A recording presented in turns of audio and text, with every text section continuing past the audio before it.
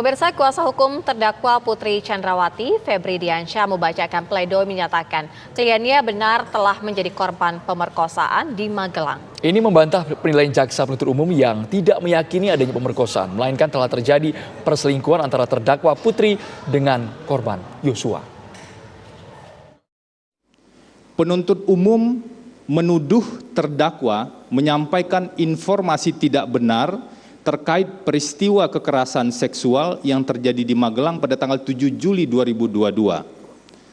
Padahal peristiwa kekerasan seksual benar terjadi dan didukung oleh 4 jenis alat bukti yang sah dan saling berkesesuaian, yaitu alat bukti keterangan terdakwa, keterangan ahli, surat, dan keterangan saksi, yaitu A.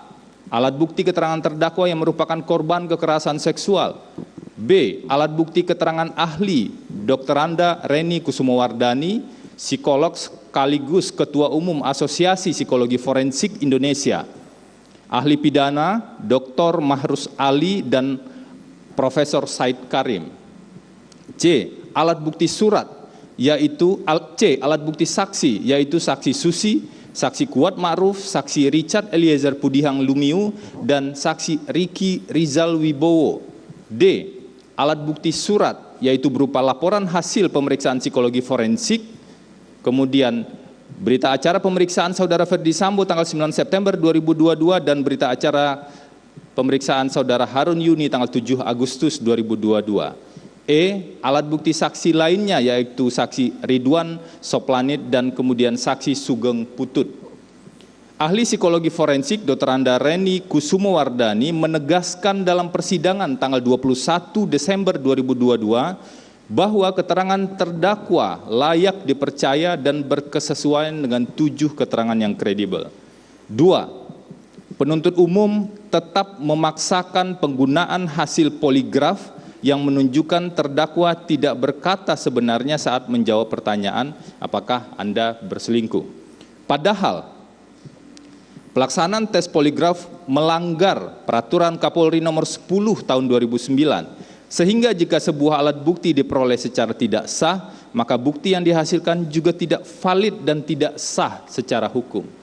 3. Penuntut umum membangun asumsi seolah-olah perencanaan pembunuhan sudah terjadi sejak dari Magelang.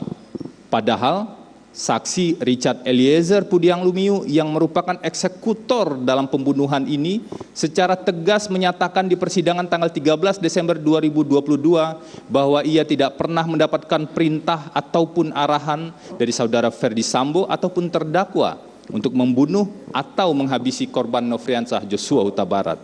Tidak ada satupun saksi atau alat bukti yang sah pun yang menunjukkan bahwa perencanaan pembunuhan sudah terjadi sejak dari Magelang.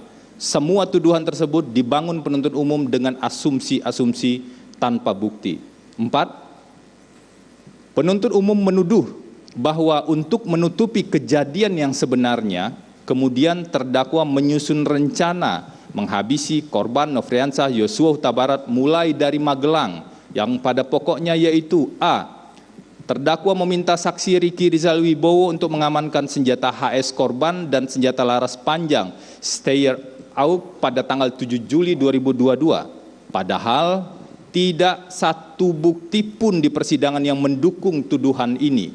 Dari mana penuntut umum bisa menyimpulkan ini selain hanya tumbuh dari asumsi tanpa bukti? B. Terdakwa menghubungi suaminya, saudara Ferdi Sambo, pada hampir tengah malam tanggal 7 Juli 2022 sebagai bagian dari perencanaan untuk membunuh korban Nofriansah Joshua Huta Barat. Padahal yang terbukti adalah terdakwa menghubungi suaminya dan hanya menyampaikan secara umum tanpa adanya pembicaraan tentang niat, maksud, apalagi rencana untuk melakukan pembunuhan. Penuntut umum memanipulasi peristiwa ini dan mengkait-kaitkan seolah-olah peristiwa ini adalah bagian dari perencanaan pembunuhan tanpa dasar bukti apapun. C. Terdakwa meminta saksi Kuat Ma'ruf untuk membawa mobil dari Magelang menuju Jakarta sebagai bagian dari perencanaan untuk membunuh korban Nofriansah Joshua Huta Barat. Padahal Dalam fakta persidangan tidak ada satu bukti pun yang menunjukkan bahwa terdakwa meminta saksi Kuat Ma'ruf untuk menyetir. Terdakwa hanya meminta saksi Ricky Rizal untuk menyiapkan mobil karena terdakwa ingin segera kembali ke Jakarta setelah merasa sangat tertekan dengan kejadian kekerasan seksual di tanggal 7 Juli 2022. Penuntut umum telah memanipulasi peristiwa saksi Kuat Ma'ruf menyetir mobil seolah-olah hal tersebut adalah bagian dari perencanaan. D.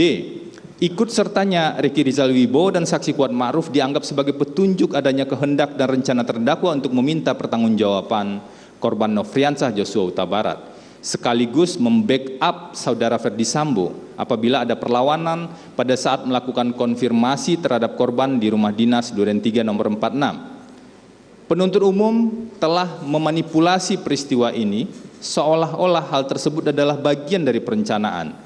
Padahal peristiwa saksi Ricky Rizal Wibowo dan saksi Kuat Ma'ruf ikut dalam perjalanan Magelang tanpa adanya perintah atau permintaan dari terdakwa. Demikian juga dengan informasi tentang membackup saudara Ferdi Sambo baru diketahui saksi Ricky Rizal Wibowo setelah sampai di Jakarta saat disampaikan saudara Ferdi Sambo di lantai 3 rumah Saguling.